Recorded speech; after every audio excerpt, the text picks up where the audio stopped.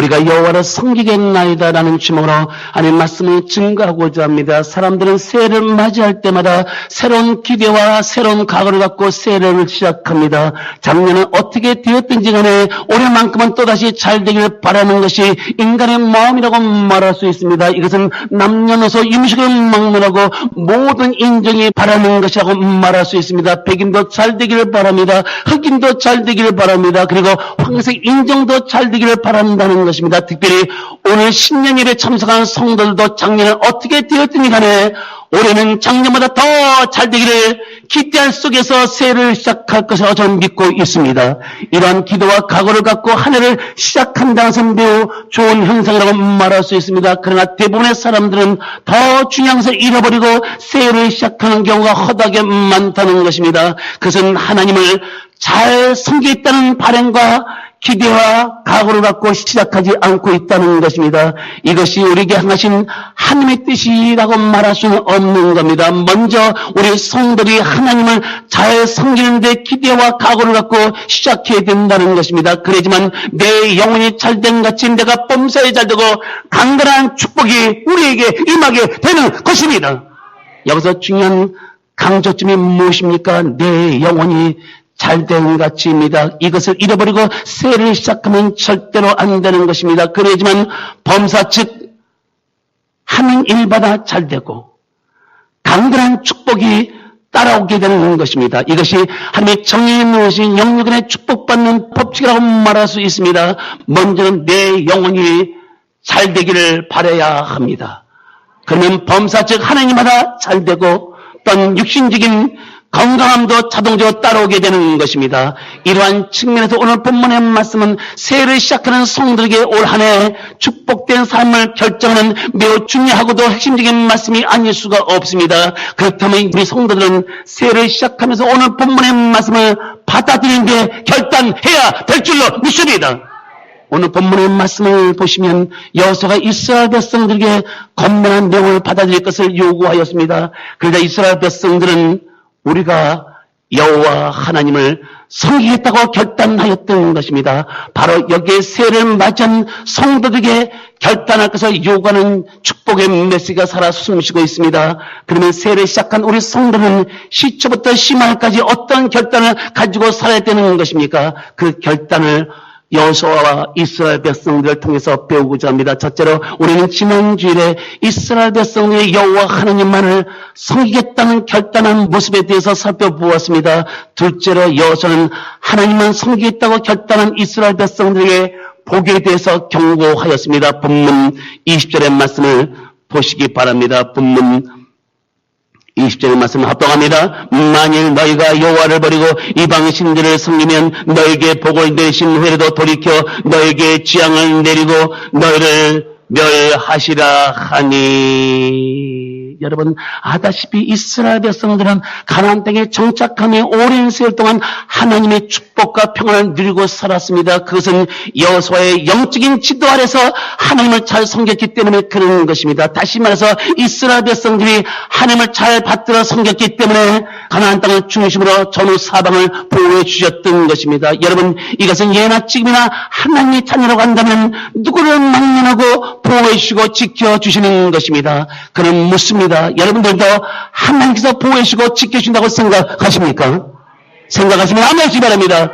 그럼 왜 하나님께서 우리를 보호해 주시고 지켜준다고 생각하십니까? 그것은 우리가 구원받은 하나님의 영광스러운 자녀가 되기 때문에 그런 것입니다. 성경은 말씀했습니다. 성경 베드로전서 1장 19절의 말씀을 오직 흠없고 점없는 어린 양 같은 그리스도의 보배로운 피로 구속함을 받았다고 말씀하였습니다. 여러분 뭐라고 말씀했습니까? 오직 점도 없고 흠도 없는 그리스도의 보배로운 피로 구속함을 받았다. 여기서 보배로운 피가 무슨 뜻입니까? 귀하고 소중한 가치 있는 피로 우리가 구원함을 받았다는 것입니다.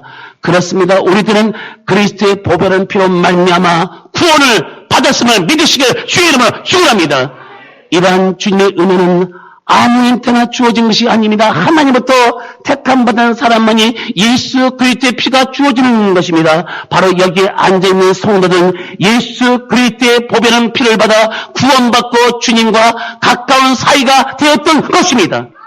성경은 거기에 대해서 말씀했습니다. 성경 에베소 2장 13절에 말씀하기를 이제는 전에 멀리 있던 너희가 그리스도 예수 안에서 그리스도의 피로 가까워졌느니라. 여러분 뭐라고 말씀했습니까? 여러분 무엇으로 주님과 우리 사이가 가까워졌습니까? 주님과 우리 사이를 연결해주는 매개체는 도대체 무엇입니까? 커넥션은 무엇입니까? 하나님과 나 사이를 가까이 맺어주는 커넥션은 무엇이냐는 거예요. 여러분들이 교회에 나와 예배드리는데 그 연결된 커넥션은 뭐냐는 거예요. 그것은 예수 그리스도의 피입니다. 예수 그리스도의 보혈입니다. 보혈의 능력이 있다는 것입니다. 일반적인 피가 아니에요. 하나님의 피. 이제는 전에 멀리 있던 너희가 하나님과 우리 사이는 멀리 있었습니다. 동이서가 먼 것처럼 어마어마하게 멀리 있었습니다. 그러나 그리스도 안에서 예수를 믿음으로 그리스도의 피로 가까워졌느니라. 그래서 여러분 예수 그리스도의 피는 파워가 있습니다. 능력이 있습니다. 주의 보혈 능력이 있도다. 주의 피 믿어 주의 보혈 그 어린 양의 매우 귀중한 피로 다같이 주의 보혈 주의 보혈 능력이 있도다. 주의 피 믿어 주의 보혈 매우 귀중한 피로다. 그렇다면 이제는 그리스도의 보혈로 말미암아 우리가 새로운 사람이 되었던 것입니다. 성경은 말씀했습니다. 성경 고린도서 5장 17절에 말씀하기를 그런즉 그리스도 안에 있으면 새로운 피조물이라 이전 것은 지나갔으나 보라 새 것이 되었다고 말씀하였습니다. 여러분 뭐라고 말씀했습니까? 그리스도의 안에 있으면 예수를 믿으면 새로운 피조물이 되었다. 영어 성경 보니까 뉴 퍼슨이라고 되어 있습니다. 또 다른 영어 성경 보니까 뉴 크리에이션이라고 되어 있습니다. 뉴 퍼슨이 뭡니까? 새로운 사람이 되었다. 믿습니까? 새로운 피조물이 되었다. 이전 것은 지나갔으나 이전 것이란 뜻이 무엇입니까? 지나간 과거는 지나갔다. 지나간 낡은 것은 지나갔다. 옛사람은 지나갔다. 여러분 아멘으로 선언하셔야 됩니다. 아멘으로 고백하셔야 됩니다. 옛생활도 지나갔습니다. 그렇기 때문에 우리 성도들은 지난 과거를 생각하면 안 됩니다. 지나간 낡은 것도 생각하면 안 됩니다. 나의 옛 모습을 생각하면 안 됩니다. 나의 옛생활도 생각하면 안 되는 것입니다. 그러면 새로운 삶, 창조적인 삶, 성공적인 삶을 살아갈 수가 없는 것입니다. 그리고 하나님께서 이런 생각과 이런 마인드를 갖고 있는 성도를 위해서 새로운 일을 행할 수가 없는 것입니다. 하나님은 거기에 대해서 말씀했습니다. 이사야서 43장 18절 19절에 말씀하기를 너희는 이전 일을 기억하지 말며 옛날 일을 생각하지 말라. 보라 내가 새 일을 행하리니 이제 나타날 것이다. 여러분 뭐라고 말씀했습니까? 너희는 이전 일을 기억하지 말며. 여러분 우리가 2025년도를 기억하면 기억할수록 아픔과 고통스러운 일이 많을 겁니다. 왜 하나님이 오늘 새해를 허락하신지 아십니까? 그것은 여러분 과거를 잃어버리고 다시 시작할 수 있도록 우리에게 생각을 주신 겁니다. 생활을 주었는데도 불구하고 아직도 여전히 2025년도에 살아간다면 그 사람은 2026년도의 사람이 아니라 2025년도 과거의 사람인 것입니다. 우리가 성공했던 것도 잃어버리고 우리가 실패했던 것도 잃어버리고 그리고 우리 가슴에 상처받는 것도 잃어버리고 우리 삶을 힘들게 했던 것도 잃어버리고 옛날 일을 생각하지 말라. 흘러간 일에 마음을 묶어놓지 말라. 왜 흘러간 일에 마음을 묶어놓습니까? 보라, 내가 쇠를 향하리니 이제 나타날 것이다. 우리가 과거를 기억하고 흘러간 옛날 일을 자꾸만 생각하면 하나님은 새해를 행할 수가 없습니다. 그것을 기억하지 않고 생각하지 않았지만 내가 새해를 행하리니 이제 나타날 것이다. 그게 뭡니까? 반드시 내게 광야의 길을 내며 광야의 길을 낸다는 뜻이 무슨 말입니까? 내가 너에게 소망을 주겠다. 내가 너에게 소망을 주겠다. 어떤 자에게요? 지나간 과거를 기억하지 않고 잃어버린 자에게 하나님은 우리에게 소망의 길을 내주겠다는 겁니다. 그리고 사망의 강을 내리니 사망의 강을 낸다는 뜻이 무슨 말입니까? 불가능을 가능케 해주신다는 것입니다. 우리가 안고 있는 불가능을 가능케 해주신다는 것입니다. 이것이 하나님께서 우리 성도를 위해서 행하시는 일이라고 말할 수 있습니다. 그러기에 우리들은 새해를 맞아요. 이사야서 43장의 말씀을 품고 다시 일어나야 될 줄로 믿습니다. 그리고 더 나아가서 오늘 본문의 말씀처럼 하나님 한 분만을 섬겨야 될 줄로 다시 한번 주의 이름으로 축원합니다. 이것이 곧 우리에게 영광이요 축복인 것입니다. 내가 하나님을 섬기는 자체가 영광입니다. 내가 하나님을 섬기는 자체가 영광입니다. 하늘은 영광이요 땅에는 평화로다.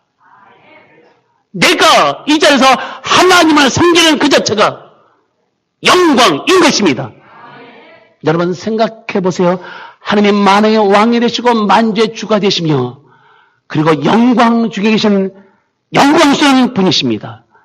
그렇기 때문에 우리가 그분을 섬기는 그 자체가 우리에게 영광이요 복이 되는 것입니다. 그런데도 우리 성들이 이런 하나님을 잃어버리고 살아간다면 하나님께서 우리에게 주셨던 복을 도로 뺏어간다고 말씀하였습니다. 본문 20절의 말씀을 보시기 바랍니다. 오늘 본문 20절의 말씀 20절 중반절의 말씀 보시기 바랍니다. 만일 너희가 여호와를 버리고 이방 신들을 섬기면 여기서 이방 신은 우상을 말하는 것입니다. 여러분 우상은 눈에 보이는 우상도 있지만 눈에 보이지 않는 우상도 있습니다. 그러니까 하나님 외에 내 마음이 다른 것에 빼앗겨 있을 때 그게 우상이라고 얘기하는 것입니다. 그러니까 내 마음이 항상 주님께 향해 있어야 합니다. 내 마음이 항상 주님께 향해 있어야 합니다. 내 마음이 항상 주님께 향해 있어야 합니다. 자꾸만 그 무엇 때문에 그 누구 때문에 내 마음이 뺏긴다면 여러분 그 사람은 하나님 한 번만 섬기는 자의 모습이 아닌 것입니다. 그러니까 23절에 하나님만 섬기겠다고 결단한 이스라엘 백성들에게 23절에 뭐라고 건네있는가를 보시기 바랍니다. 다 같이 합동합니다. 여호수아가 이르되 그러면 이제 너희 중에 있는 이방의 신들을 치워버리고 너희 마음을 이스라엘 하나님 여호와께로 향하라 하니. 여호수아가 이르되 그러면 이제 너희 중에 있는 이방의 신들 우상을 치워버려라. 왜냐하면 눈에 보이면 사람들은 눈에 보인 대로 행동하기 때문에 그런 것입니다. 치워버려라. 없애버려라. 내 마음을 뺏기는 것이 뭐냐는 거예요. 누가 무엇이 내 마음을 뺏어가는 거냐는 겁니다. 그러니까 그 다음에 뭐라고 됐습니까? 너희 마음을, 우리 하트를, 너희 마음을 이스라엘 하나님 여호와께로 향하라. 너희 마음을 이스라엘 하나님 여호와께로 돌려라.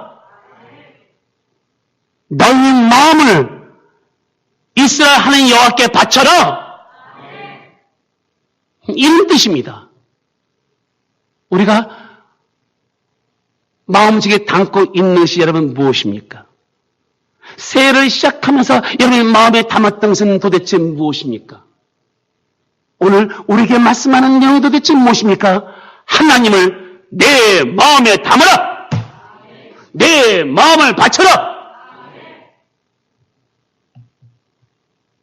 그렇지 않을 경우 볼까요?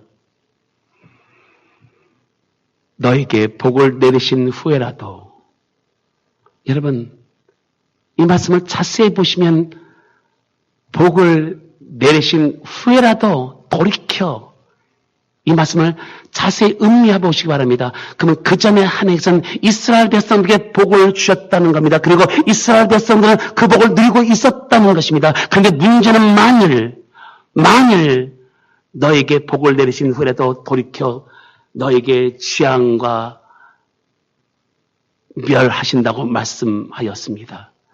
그러므로 우리 성도는 올 한 해 하나님을 섬기되 변함없이 꾸준히 하나님을 잘 받들어 섬겨야 될 줄로 믿습니다. 그것이 곧 우리에게 복이 된다고 말씀하였습니다. 여러분 미국 동부 지역에서 목회하고 있던 비숍 목사님이 있었습니다. 저도 애틀란타 동남부 지역에서 목회를 하였습니다. 근데 이 비숍 목사님이 목회하고 있는 동안 있었던 일을 소개하였습니다. 아주 신실하게 하나님을 섬기는 한 가정이 교회 열심히 출석하고 있었습니다. 주일이면 부부와 함께 어린 아이를 데리고 교회에 나와 맨 앞줄에서 네 번째 줄에 항상 앉아서 하나님께 예배를 드리고 신앙생활을 하였습니다. 그런데 하루는 그 가정의 남편 되는 성도가 목사님을 찾아와 기도를 부탁했습니다. 목사님, 이번에 저희 직장이 매우 중요한 진급이 있습니다. 저도 거기에 진급 후보로 올랐습니다. 목사님 꼭 기도해 주십시오라고 기도를 부탁하는 것이었습니다. 그러자 목사님이 네 알겠습니다 라고 말한 뒤에 그 성도에게 안수 기도를 해 주었습니다. 하나님, 이번 진급 대상에 올랐는데 진급의 문을 열어 주시옵소서. 진급의 문을 열어 주옵소서. 하나님을 잘 섬기는 이 가정 남편에게 진급의 축복을 달라고 매일같이 기도했습니다. 목사는 그 누구로부터 기도 부탁을 받으면 매일같이 기도합니다. 우리 교회 학생 중에서도 기도를 부탁받았는데 안 될 것 같은데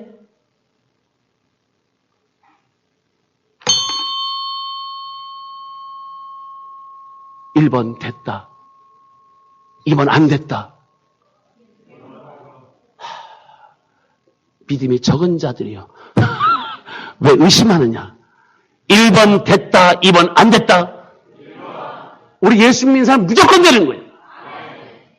근데 여러분 됐어요. 내가 얼마나 기분이 좋은지 몰라. 하나님이 내 기도를 들어주셨다. 하나님의 성도의 기도를 들어주셨다.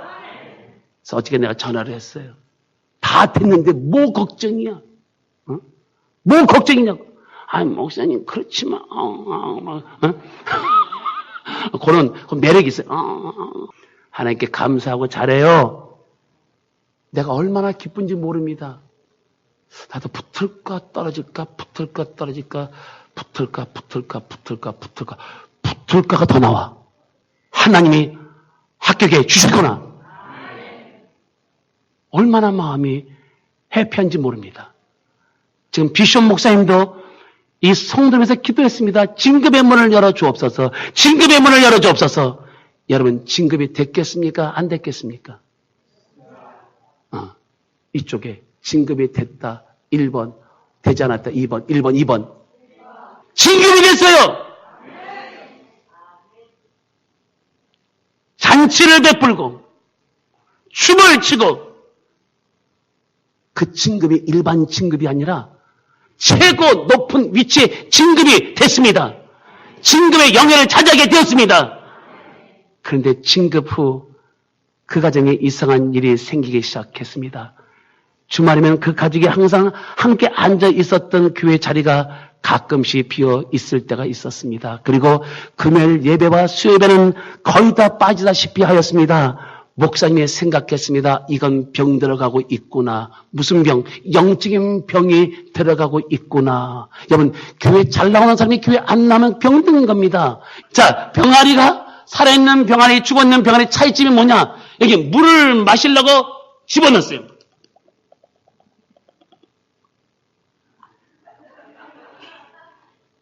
그런데 고개를 들었어. 살았다 죽었다. 그런데 물을 먹었어.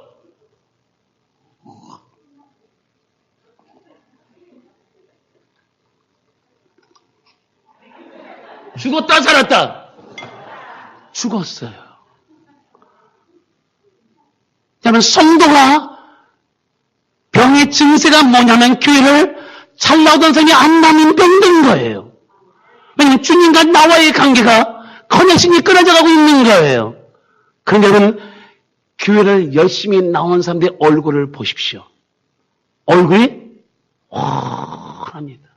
우리 장로님 중에 한 분은 위에까지 훤하잖아요.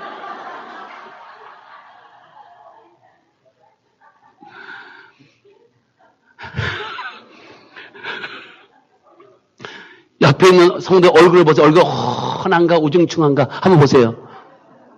훤해요 우중충해요? 훤합니다. 아, 병들었구나. 아니다, 다르게 이제는 전혀 교회에 나오지 않는 것이었습니다. 그래서 목사님이 신방을 갔습니다. 그리고 그 성도를 만나서 왜 교회를 안 나오냐고 물어보았습니다. 그랬더니 하는 말이, 목사님, 저희 집에서 얼마 떨어지지 않는 곳에 있는 호스카의 캐빈 오두막 한 채를 샀습니다. 그래서 주일이면 그곳에 가서 수상 스키를 타고 그리고 자기 아들에게도 그것을 가르쳐 준다는 것이었습니다. 그래서 목사님이 그 성도님에게 신하로 건면하였지만 별로 순종하는 모습이 보이지 않았습니다. 여러분, 목사가 성도 한 사람을 붙잡고 교회 나오라, 잘 믿어야 된다, 전하고 붙잡고 얘기하는 사람은, 그 사람은 축복된 사람이에요. 근데 목사가 관심이 없는 사람이 있어요. 그 사람은 축복된 사람이 아니에요. 목사는 모두 다 기도를 하고 있지만 내가 그 사람을 붙잡았을 때, 그 다음에 토킹했을 때 그게 그 사람을 살릴 수 있는 기회인 것입니다. 아, 이 사람은 별로 내 말을 받아들이지 않는구나. 그런데 몇 개월이 지난 후에 그 가정에 불행한 일이 생겼습니다. 그 성도 아들이 호수에서 수상스키를 타다가 물에 빠졌습니다. 바로 그 순간 다른 보트가 빠른 속도로 달려다가 그만 아들을 들이받고 지나가 버렸습니다. 그 아들은 현장에서 목숨을 잃고 말았습니다. 이런 일이 있은 지 수주일이 지났을 때 이 가정은 또다시 교회 나와 예배를 드리고 있었습니다. 그러나 애석하게도 세 사람이 나란히 앉아있던 그 자리에는 부부만 앉아 있었습니다. 하나님은 다윗을 통해서 말씀하였습니다. 너희 성도들아 여호와를 경외하라. 그를 경외하는 자에게 부정함이 없다고 말씀하였던 것입니다. 여러분 뭐라고 말씀했습니까? 너희 성도들아 여호와를 경외하라. 누구에게 경외하라고 말씀했습니까? 성도들에게 하나님을 경외하라. 하나님을 경외하는 자에게 부정함이 없다고 말씀했습니다. 그러면 여러분 성경 하나만 찾아보고 마치겠습니다. 시편 34편 그 유명한 말씀, 이 말씀이 우리 심장 속에 살아 숨쉬어야 됩니다. 자, 시편 34편 7절부터 10절까지. 자, 시편 34편 7절부터 10절까지 나같이 합동합니다. 여호와의 천사가 주를 경외하는 자를 둘러 진치고 그들을 건지시는도다. 너희는 여호와의 선하심을 맛보아 알지어다. 그에게 피하는 자는 복이 있도다. 너희 성도가 여호와를 경외하라. 그를 경외하는 자에게는 부족함이 없도다. 젊은 사자는 궁핍하여 쥐를지라도 여호와를 찾는 자는 모든 좋은 것에 부족함이 없으리로다. 여호와의 천사가 누구를 둘러 진친다고 했습니까? 주를 경외하는 자를 둘러 진치고. 어떤 자를요? 주를 경외하는 자. 경외하는 뜻이 뭐라고 했습니까? 하나님을 두려운 마음으로 잘 받들어 섬기는 사람. 그냥 일반적인 페이트가 아니에요. 그냥 일반적인 믿음이 아니에요. 이건 믿음을 뛰어넘는 경외예요. 경외가 뭡니까? 하나님을 두려운 마음으로 잘 받들어 섬기는 자. 영어 성경에 뭐라 되어 있습니까? Fear the Lord. Fear the Lord. 그런 자를 천사가 둘러 진치는 거예요. 그리고 거기서 끝납니까? 그들을 건지시는도다. 너희는 여호와의 선하심을 맛보아 알지어다.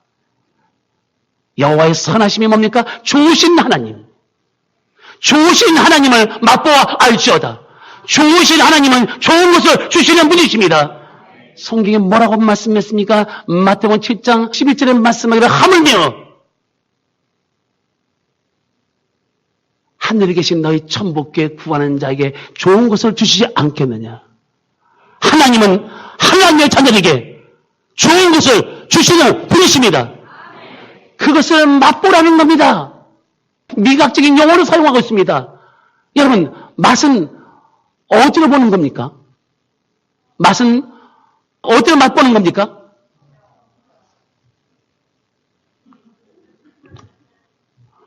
제가 물을 마시고 있습니다.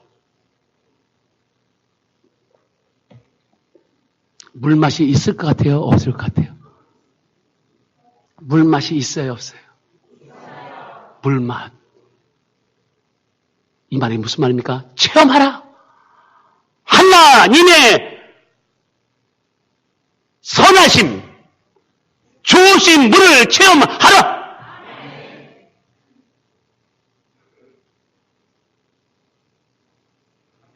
그러니까 우리 신앙이 체험적인 신앙이 되려면 하나님을 경외하는 단어가 우리 심령 속에서 살아 숨쉬지만 하나님의 선하심을 즉각적으로 체험하게 된다는 사실입니다. 그에게 피하는 자는 복이 있도다. 그분에게 피하는 자에게는 복이 있다는 것은 하나님의 선하심, 좋으신 분을 맛볼 수 있다는 것을 말해주고 있는 거예요. 그러면서 너희 성도들아, 오늘 예수를 믿는 성도, 하나님을 섬기는 성도들에게 여호와를 경외하라. 여호와를 경외하라. 하나님을 두려운 마음으로 잘 받들어 섬기라. 하나님을 경외하는 자에게 부족함이 없도다. 하나님을 경외하는 자에게 부족함이 없도다.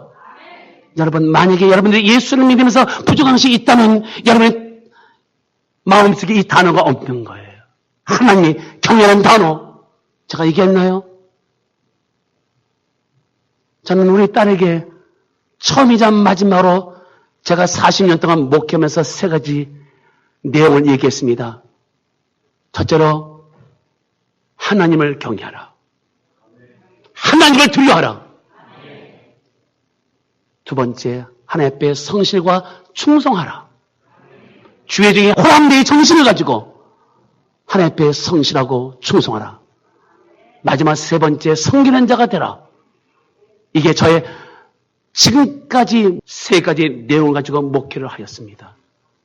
여러분 어떠십니까? 하나님을 두려워하는 마음이 있습니까? 경외심이 있습니까? 경외하는 자에게 부족함이 없다.